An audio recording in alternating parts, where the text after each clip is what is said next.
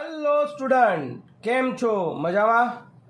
આજે આપણે સમતલમાં ગતિના ઉદાહરણના દાખલા 4.6 સુધી જોયો તો આજે આપણે શરૂઆત કરી છે 4.7ની.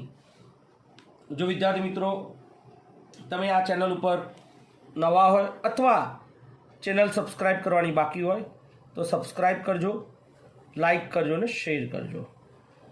4.7નું સ્ટેટમેન્ટ આવું છે: ગેલેલિયોએ તેના પુસ્તક ટુ ન્યૂ સાયન્સમાં એવું વિધાન કર્યું છે, 45ના ખૂણા સાથે સમાન તફાવત ધરાવતા બે જુદા જુદા કોણે પદાર્થ પ્રક્ષિપ્ત કરાવવામાં આવે તો તેમની અવધિ સમાન થાય. આ વિધાન સાબિત કરો. વિદ્યાર્થી મિત્રો, દાખલો બહુ જ નાનો છે. મોટાભાગના વિદ્યાર્થી મિત્રો આને ઇગ્નોર કરતા હોય છે, પણ સમજવાનું ઘણું બધું છે આમાં. દોસ્ત, આપણે આવું જોયું હતું અવધિનું સૂત્ર પ્રક્ષિપ્તની થિયરીમાં, v0² sin 2θ upon g. હવે તમે બે કેસ લઈ લો બેટા. એક θ45 લો અને એક θ90 લો. હું શું સમજાવવા માગું છું સમજણ પડી જશે. θ45 લઉં તો મારો 2θ 90 થાય, એટલે આ 90 થાય, એટલે અવધિ v0² ભાગ્યા g થાય. અને જો θ90 લઉં તો 2θ 180 થાય અને sin 180નું મૂલ્ય 0 થાય, એટલે રેન્જ 0 થાય. વિદ્યાર્થી મિત્રો, મેં મોશન ઇન 2D માટે પ્રક્ષિપ્ત સમજાવ્યું ને ત્યારે મેં કીધું હતું કે ગુરુત્વાકર્ષી ક્ષેત્રની અસર હેઠળ જ્યારે પદાર્થ ગતિ કરે છે એને પ્રોજેક્ટાઇલ જ કહેવાય. પણ આપણે 2D માટે જોતા હતા, એટલે એમાં આપણે કોઈ પ્રક્ષિપ્ત કોણ લઈને ચાલતા હતા. સમજો દોસ્તો, તમે જ્યારે ક્રિકેટ રમવા જાઓ ને ત્યારે શરૂઆતમાં આપણે કેચમ કેચ રમીએ છીએ. હવે એમાં યાદ કરજો, કોઈ વ્યક્તિ બહુ જ ઉપર દડો ફેંકે ને, છેક ઉપર જવા દે, તો એ દડો છે ને ખાસો ઊંચો જાય પણ એની આજુબાજુમાં જ પડે. તરત ફીલ થયો છે ઘણા વિદ્યાર્થીઓને. એનો મતલબ હાઈટ બહુ વધી. હા, ફાઇનલ થીટા છે ને 45 કરતાં મોટો થયો, પણ આ રેન્જ છે ને ઓછી થઈ. હવે એને થીટા છે ને ઘટાડીને 45 કર્યો. તમે જોજો, દડાને તમે આ રીતે ફેંકશો ને તો એક મેદાનમાં દૂર, ખાસે દૂર ઉભો રહેલા વ્યક્તિને હાથમાં જશે, ત્યાં રેન્જ આટલી થઈ જશે. આવું આપણે ફીલ કરેલું છે. જો થીટા આ ઘટાડી ઘટાડી ઘટાડી ઘટાડી પ્રક્ષિપ્ત 90 આમ લાવી દઈએ તો રેન્જ 0 થઈ જાય. કેમ? જેમ ઉપર ગયો એવો ને એવો જ નીચે આવી જાય. જોઈ લો, સાબિત થઈ ગયું. આવું આપણે જોયેલું જ છે, હા ને? જ્યારે આપણે મેદાનમાં ક્રિકેટ રમતા ને ત્યાં આપણે આ વસ્તુને ફીલ કરતા હતા. એટલે દોસ્તો, એક વસ્તુ આ છે, હવે આપણે એને સમજવાનું છે કે 45 ડિગ્રીથી ઉપર અને 45 ડિગ્રીની નીચે સમાન કડા તફાવતે રેન્જ સરખી મળે એવું આપણે સાબિત કરવું છે. એટલે આપણે શું કરીએ છીએ, તો હું ફરીથી લઉં છું કે 45માં થીટા એડ કરીએ અને 45માં થીટા બાદ કરીએ અને રેન્જ શોધીએ કે રેન્જ આપણને સરખી મળે છે કે નહીં. મળવાની જ છે દોસ્તો. જોઈએ આપણે. ધારો કે આ તમારો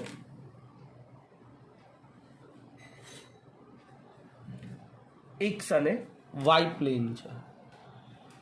આ તમારો કોઈ 45 ડિગ્રી છે એંગલ, રાઈટ? હવે ત્યાંથી આપણે કોઈ 45 પ્લસ થીટાએ કોઈ ઓબ્જેક્ટને પ્રોજેક્ટ કરીએ છીએ, એટલે અહીંયાથી પ્રોજેક્ટ કરીએ છીએ અને એક્ઝેક્ટલી આ તમારો થીટા છે. એટલે આખો જો 45 પ્લસ થીટા, એટલે આ પદાર્થ પ્રોજેક્ટ થતા સપોઝ અહીંયા મળ્યો આપણને આ રેન્જ મળી, આ R1 મળી, અને બીજો તમે આટલાથી પ્રોજેક્ટ કરો છો, હા ને? એટલે આ તમારો થીટા થયો, એટલે આટલો થયો તમારો 45 માઇનસ થીટા. તો આમાં પણ રેન્જ તમને આટલી જ મળશે. આ તમારી R2 થઈ, અને એ તમારે શોધવાની છે. કઈ વાતની મોટી વસ્તુ નથી, આપણી જોડે રેન્જની ફોર્મ્યુલા છે. R બરાબર V0² sin 2θ upon g. હા, તમે વેગ વધારો તો સેમ થીટા એ રેન્જ બદલાય, પણ એટલા ને એટલા વેગે તો તમારી મેક્સિમમ રેન્જ તો તમને 45 જ મળશે, અને એ સાબિત પણ થશે. તો આપણે એક 45 પ્લસ થીટા અને બીજો 45 માઇનસ થીટા. એટલે આપણે અહીંયા લખીએ છીએ કે ધારો કે પદાર્થ જે છે એ પદાર્થને 45 સાથે થીટા જેટલો તફાવત ધરાવતા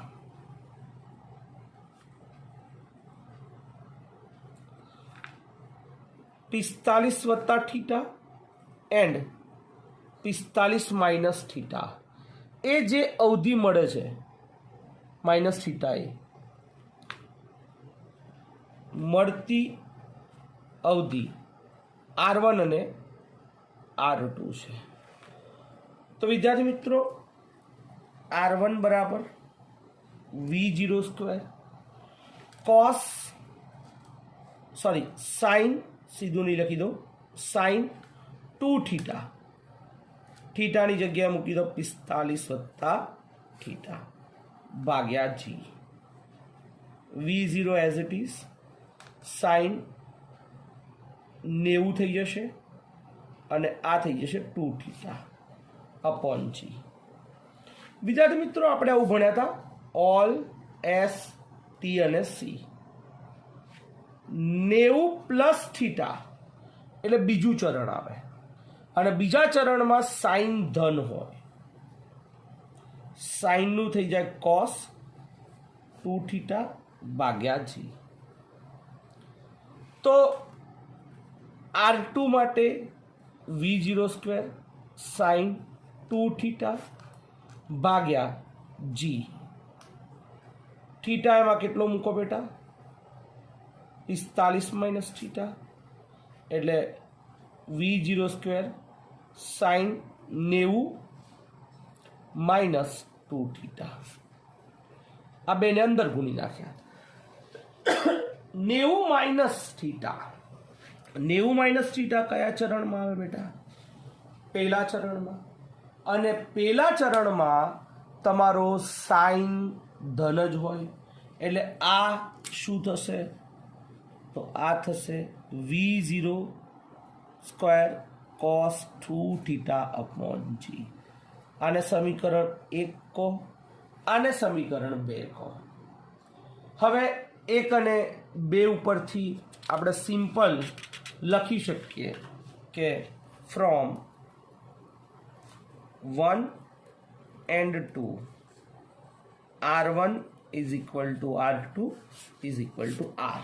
મતલબ ગેલિલિયોનું એવું કહેવું થતું હતું કે તમે 45 ડિગ્રી જોડે સરખો થીટા રાખીને તફાવત કરશો તો ડેફિનેટલી રેન્જ તમને સમાન જ મળશે.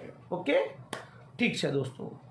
હવે આપણે આગળ નેક્સ્ટ એક્ઝામ્પલ જોઈએ છે 4.8. એ પણ બહુ જ ઇન્ટરેસ્ટિંગ અને સારો એક્ઝામ્પલ છે.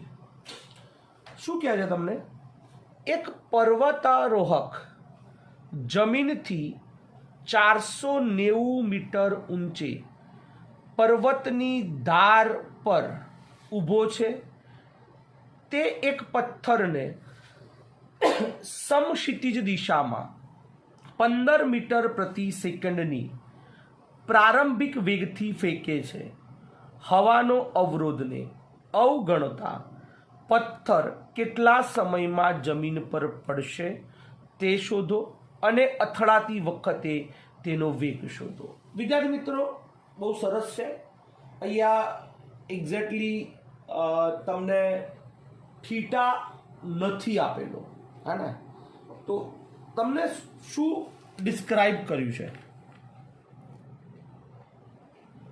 સમજો. આ તમારી જમીન અને અહીંયાથી કોઈ 490 મીટરે થી એક પદાર્થને પથ્થરને સમક્ષિતિજ સાથે સમક્ષિતિજ દિશામાં કોઈ પ્રારંભિક વેગ 15 મીટર પ્રતિ સેકન્ડથી ફેંકે છે. એટલે પદાર્થ આ રીતે જતો જઈ અને આ પોઈન્ટે પડશે, એ ફાઇનલ છે. અહીંયા એ પડશે એ સમય અને અથડાય એ વખતનો વેગ, આ બંને વસ્તુ આપણે નીકાળવાની છે. આને આપણે શોર્ટ ટ્રીકથી પણ જોશું હા દોસ્તો. વિદ્યાર્થી મિત્રો, સૌથી પહેલાં તો સમજીએ આ એક્સ, આ વાય અને આ ઝેડ. તમને અહીંયા એને નથી આપેલો શું કહેવાય થીટા, અને મેં તમને પહેલાં પણ કીધું કે જરૂરી નથી, ગ્રેવિટી અંડર જે બી ગતિ થાય ને બધી પ્રોજેક્ટેડ જ કહેવાય. આપણે પ્રક્ષિપ્ત ગતિમાં આવું ભણ્યા હતા થિયરીમાં કે કોઈ એક કોણે પદાર્થને પ્રક્ષિપ્ત કરતા આ એક મહત્તમ ઊંચાઈએ જ્યારે પહોંચે છે પછી એ આ રીતે નીચે આવે છે. આ પોઈન્ટ જે છે ને એની મેક્સિમમ હાઇટ છે, સમજી લો. અને અહીંયા એની એક વેલોસિટી 0 થઈ જાય છે. કઈ? વાય ડાયરેક્શનની. એને વાય ડાયરેક્શનની વેલોસિટી જે છે એ કેવી થઈ જશે બેટા? 0 થઈ જશે. v of y is equal to 0 આપણને ખબર છે. તો આ વાળો ભાગ આપણે જોવાનો છે. ઓકે ફાઇન, કંઈ નહીં. હકીકતમાં આ છે એ તમારો એક્સ ડાયરેક્શન ગણી લો, બરાબર. આને બે રીતે ગણી શકાય. સ્થાનાંતર સદિશથી જોવું હોય તો આ એક્સ આઈ કેપ, આ ઉપર પોઝિટિવ જે કેપ એટલે નીચે નેગેટિવ જે કેપ, એટલે આ થશે -490 જે કેપ. અને આપણી બુકે કર્યું છે એમ પણ કરો તો પણ કંઈ ખોટું નથી. તમને એવું કે આને કેટલું ડિસ્પ્લેસમેન્ટ કર્યું હોય, સ્થાનાંતર, એક નવો પોઈન્ટ હું એડ કરું છું, તો સ્થાનાંતર કોને કહેવાય બેટા? ટૂંકામાં ટૂંકું અંતર. એક્સ ઝેડ એ તમારું સ્થાનાંતર થશે. બસ મારે આ વસ્તુ તમને કહેવી છે. તમે એક્સ ઢૂંઢી નાખો, આ તો છે, પાયથાગોરસ લગાવો અને મળી જશે. આપણે બે રીતે આને કરી શકીએ. આપણી જોડે સ્થાનાંતર સદિશની વ્યાખ્યા ફોર્મ્યુલા છે, r બરાબર v0 t plus half at². એ પણ સાચું છે અને એનસીઆરટી કર્યું છે એ પણ સાચું છે, બંને સાચું છે. અને એક પણ વસ્તુ ગલત નથી. v0 પ્રારંભિક વેગ કેટલો છે એને કીધો છે, v0 is equal to 15 meter પર સેકન્ડ. કઈ ડાયરેક્શનનો થાય? સમક્ષિતિજ સાથે કીધો છે એટલે એક્સ ડાયરેક્શનનો થાય. એટલે આને લખાય 15 i કેપ પ્લસ હાફ જી. ગુરુત્વ પ્રવેગ કયો કામ લાગશે? વાય ડાયરેક્શનનો, એટલે -g જે કેપ અને ઇન્ટુ t². અને આર તમે સિમ્પલ બે યામ લખી લો, xi -490 જે કેપ. આઈ વાળા સરખાવી દો, જે વાળા સરખાવી દો, સિમ્પલ અને શોર્ટમાં પતી જાય. પણ આપણી બુકે જે કર્યું છે એ જ આપણે કરવાનું છે અને આપણે એ જ સમજવાનું છે. પણ આ મેં તમને સમજાવ્યું ને હજી હું છેલ્લે આની શોર્ટ ટ્રીક પણ તમને સમજાવી દઈશ. તો વિદ્યાર્થી મિત્રો, come to the point, x is equal two x0 છે આપણી જોડે અલગ formula, v0 xt plus half એ એક્સ ટી સ્ક્વેર અને Y is equal two why not fee not Y T plus half A Y T square. વિદ્યાર્થી મિત્રો, initial જ્યાંથી શરૂઆત કરી હતી એક્સ નોટ 0 લઈ લો, વાય નોટ કારણ કે એના માટે ઉગમ બિંદુ લઈ લો છો એટલે આ 0 લઈ લો. વી નોટ તમારો 15 ઇન્ટુ ટી, હા ને, અને એક્સ દિશાનો પ્રવેગ તો 0 જ છે એટલે આ થઈ ગયો 15t. આને કહી દો સમીકરણ નંબર 1. આપણે બધું જ 1 બાય 1 જોઈએ છો, કેટલા સમયમાં નીચે આવવાનું છે, વેગ બધું એવરીથિંગ. અને વાય નીચે આવે છે, આ પોઝિટિવ વાય, આ નેગેટિવ વાય એટલે -490. Y not 0, V not Y 0, A minus G એટલે પહેલાંથી મેં માઇનસ લઈ લીધો છો ઇન્ટુ ટી સ્ક્વેર.